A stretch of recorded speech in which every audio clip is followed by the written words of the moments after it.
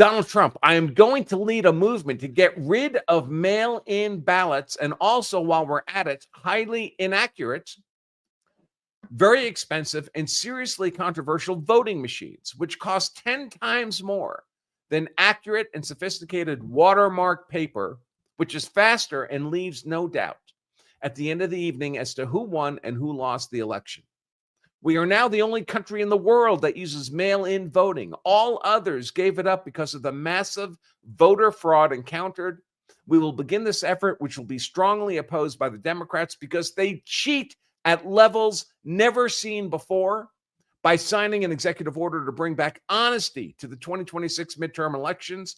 Remember, the states are merely an agent for the federal government in counting and tabulating the votes. They must do what the federal government, as represented by the President of the United States, tells them for the good of our country to do. With their horrible, radical, left policies like open borders, men playing in women's sports, transgender, and woke for everyone, and so much more, Democrats are virtually unelectable without using this completely disproven mail-in scam. Elections can never be honest with mail-in ballots, voting, and everybody, in particular the Democrats, knows this. I and the Republican Party will fight like hell to bring honesty and integrity back to our elections. The mail-in ballot hoax using voting machines that are complete and total disaster must end now. Remember, without fair and honest elections and strong and powerful borders, you don't even have a semblance of a country. Thank you for your attention to this matter. Donald J. Trump, the great and powerful president of the United States. So I'm going to talk in some detail about these various forms in which our election process is corrupted. But it's worth keeping in mind, in a macro sense, what we're talking about here, why this is so damaging, why my camera is making my room look crooked. You don't have in America, based on the liberty of the individual citizens, unless our political leaders can be and are held accountable to the will of the American people. The American people, they represent the American people, at least they're supposed to represent the interests of the American people. So you have to have this accountability link between the American citizens who possess the franchise to vote and our political leadership and those issuing rules and governing over us. Unfortunately, that's not always just our political leadership. We create these independent agencies. We have these unelected, black-robed, tyrannical, inferior district court judges acting as if they were super legislatures, acting as if they were super presidents, violating egregiously the separation of powers doctrine, to act as if they were not just the Article 3 judges whose job is limited to settling cases and controversies before them, but they get to rule on all the things with limitless and infinite authority. These feckless, unelected judges. Because the primary mechanism in American law, in our constitutional order, for holding our rulers accountable is the electoral process. They present themselves to us. They compete for our vote. We vote. We elect someone who's supposed to be in a leadership position representing our interests. But that's thoroughly corrupted when we have independent agencies that are not elected and not held accountable by anybody. They're completely disconnected from being held accountable to the will of the political people. The same is true, of course, of our Article 3 courts, which would be fine if the Article 3 courts were functioning as intended by our founders as an apolitical branch of government, simply settling cases and controversies before them. But when the Article 3 courts begin to act in a political way, making public policy decisions and choices on our behalf and punishing us if we don't bend our knee, and our political leadership elected by us doesn't bend its knee, President Trump, to these unelected, black-robed, tyrannical, inferior district trial court judges, when they pretend they have superior constitutional authority over our elected representatives in Congress and our elected Article 2 president, then they're not acting as an apolitical branch. They're acting as a political branch that is unelected and unaccountable to the will of the American people. That's not liberty. Absent political accountability, which the primary mechanism is election in America, as opposed to revolution, violent overthrow of the government. We're supposed to have peaceful transfers of power. When the American people, when the American body politic doesn't like what its rulers are doing anymore, feels that the politicians are no longer serving the interests of the American body politic, we're free to unelect them and put in their place political leadership that we believe will reflect the will of the American body politic. That's preferable to pitchforks and torches. That's the way it's supposed to work. But the entire process breaks down if that connection between the political will of the American people, the American electorate, the American body politic, and the ability to hold our elected officials, all our government officials, elected or not, accountable to our will, if that breaks down, none of this works. There is no liberty. Then they're just your overlords, rulers over you who are not accountable to your political will are simply your overlords. They are a monarchy. When kings ruled, we would say God granted the kings those authority over the people. Now with the Democrats, with the progressive left, it's their God of socialism, God of woke, God of progressivism. They're seeking nirvana. They're seeking a perfect world, and that aspiration gives them moral and, in their view, political authority over you. Elections are just things that get in the way. You can't have a mere election prevent perfection in society as they envision it, as they can deliver it to us. They tell us again and again and again, and never do. They deliver only death and chaos, destruction, disorder, ashes, genocide. That's the fruit of the labor of progressive Marxism through more than 100 years of experience now. But evil never rests. We know this. And progressive Marxism never rests. And anything that stands in their way, in particular, the opposition of the political will of an armed and informed American people, is anathema to them. It's poison to them. They cannot bear it. And that's why they do everything in their power to corrupt how our constitutional order is supposed to function.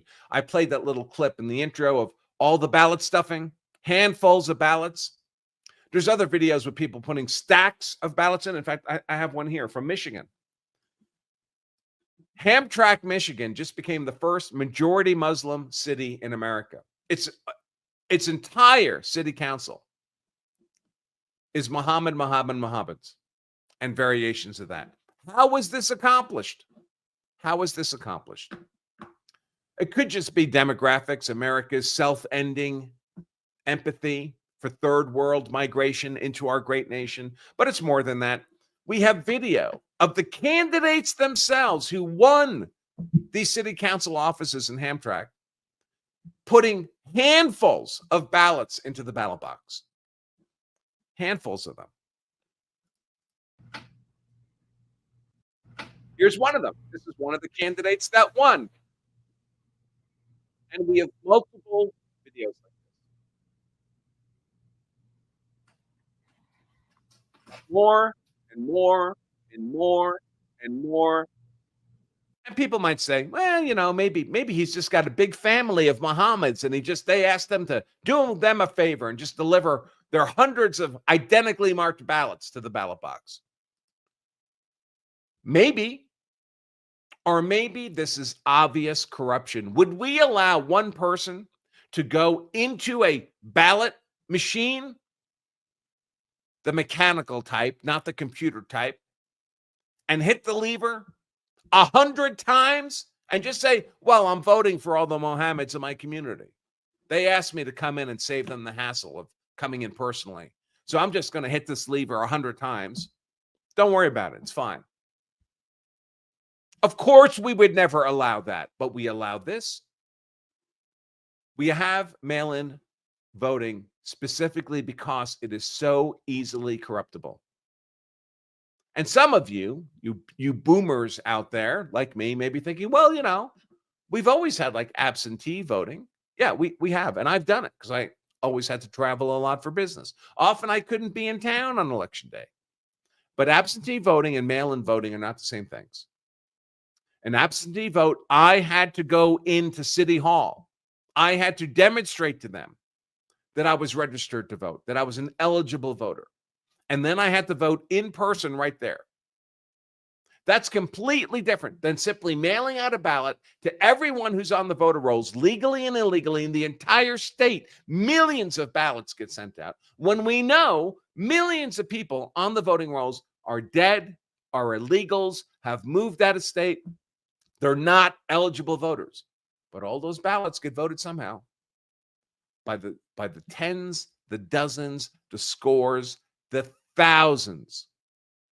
And then if that's not enough, the Democrats say, well, it's not enough to count these ballots on election day, because on election day, we may not know how many ballots we have to fabricate. We may not know how far behind we are in the voting. We need an extra week, an extra 2 weeks to count mail-in ballots, because that's the only way we'll know how many we need to fabricate. You could not design a system more susceptible to corruption, which is why it's simply not done elsewhere in the world. It's simply not done. And this is the response you're getting to Trump from the left. Do you think the next Democrat president should have the power to mandate universal mail-in voting for all states? Because that's the power you're simping for here, those on the right. You need 60 votes in the Senate for this, not an executive order. First of all, advocating for an election process that is less susceptible to corruption is not the moral equivalent of advocating for an election process that is more susceptible to corruption. Keeping your ATM code to yourself is not morally equivalent to writing it on your forehead so the whole world can see it. These are not the same things. And the reason they're taking this frantic position in response to Trump's Truth Social post is that they are terrified. They are terrified. Democrat approval overall is under 20% in America. They cannot secure the support of the American body politic, the legitimate American body politic. Democrat support within their own party has collapsed 14 points in recent weeks. They have no legitimate claim to political power, so they must steal it. They must steal it. This lefty writes, this is a test for Democrats. Will they acknowledge the threat and respond accordingly, or will they try to continue the delusion that the Republican Party is not corrupt? Not corrupt. When this guy says, will Democrats acknowledge the threat they're talking about is the threat to their own political power. They know they're in a corner. They know they are facing existential demise as a political party in America. They are desperate. They are terrified. And you'd think that would make it straightforward for what we're supposed to do, right? The politicians nominally on our side, the Republicans, they're supposed to, just supposed to know, right? We're the Republicans. We're not going to be like Democrats. We are going to support over everything else the interests of Americans, of the American body politic, over all enemies, domestic and foreign, over all interests around the world. Our cornerstone is going to be the first question we will ask in any debate is what is in the interest of Americans. Only after the answer to that is this do we worry about the other stuff. Thanks for watching this highlight segment of our full-length Law of Self-Defense live stream. If you enjoyed this content, make sure to give us a like and subscribe for more expert analysis on politics, law, and how to be hard to convict. And to watch the full-length episode of this show, just click right here. Stay safe.